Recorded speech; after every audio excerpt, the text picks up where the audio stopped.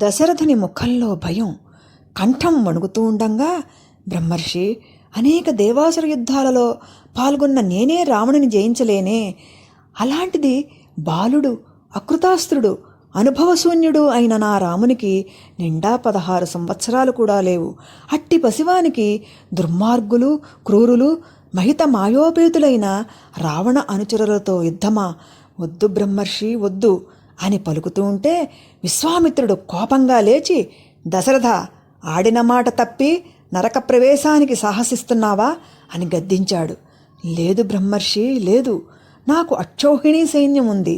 వారంతా సర్వశస్త్రాస్త్ర ప్రయోగ నిపుణులు.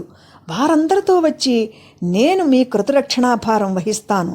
నా దేహంలో ప్రాణం ఉన్నంత వరకు మీ యాగానికి ఎట్టి విఘ్నమూ కలుగదు అని పలుకుతూ ఉన్న దశరథుని మాటలకు విశ్వామిత్రుడు అడ్డుపడి, నాకు నీతోనూ నీ సేవాబలంతోనూ నిమిత్తం లేదు. నేను కోరింది రాముని, నీవు పంపవలసింది రాముని అని పదునుగా పలుకుతూ ఉంటే దశరథుడు ఆయన పాదాల మీద పడి, 60,000 సంవత్సరాల ఈ వార్ధక్య వయస్సులో యాగఫలంగా జన్మించిన రాముడంటే నాకు పంచప్రాణాలు. రామును విడిచి క్షణకాలం జీవించలేను.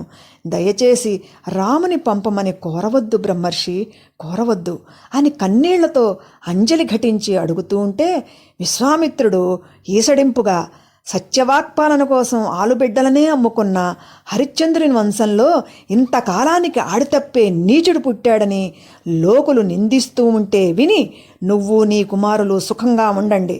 రక్తహస్తాలతో నేను వచ్చిన దారినే వెడతాను అని 2 అడుగులు ముందుకు వేశాడు. అప్పుడు వశిష్ఠుడు కలిగించుకొని, శాంతించండి బ్రహ్మర్షి, శాంతించండి.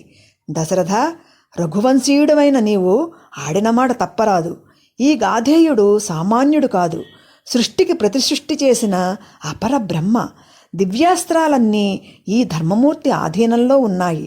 ఈ కౌశికుడు సంకల్పిస్తే ఆ రాక్షసులు హోమంలో సమిధల్లా భస్మమైపోతారు తెలుసా అన్నాడు. నిజమే కానీ అని దశరథుడు బేలగా సందేహిస్తూ ఉంటే వశిష్ఠుడు లాలనగా, దశరథ, ఈ భయాన్ని వదిలి రాముని విశ్వామిత్రునికి అప్పగించు. దీనివల్ల రాముని పరాక్రమం ముల్లోకాలకు తెలుస్తుంది. నా మాట నమ్ము. రాముని కథనరంగానికి పంపుతున్నట్లుగా కాక కళ్యాణ మండపానికి పంపుతున్నట్లు పంపు అన్నాడు. కులగురువు మాటలకు ధైర్యం చిక్కిన దశరథుడు అలాగే అన్నట్టు తల ఊపాడు. రామలక్ష్మణులతో కలిసి సుమంత్రుడు సభాస్థలికి వచ్చాడు. దశరథుడు వారిని చూశాడు. చిరంజీవులారా, మూర్తీభవించిన ఈ తపోమూర్తికి నమస్కరించి దీవెనలు అందుకోండి అని అన్నాడు వశిష్ఠుడు.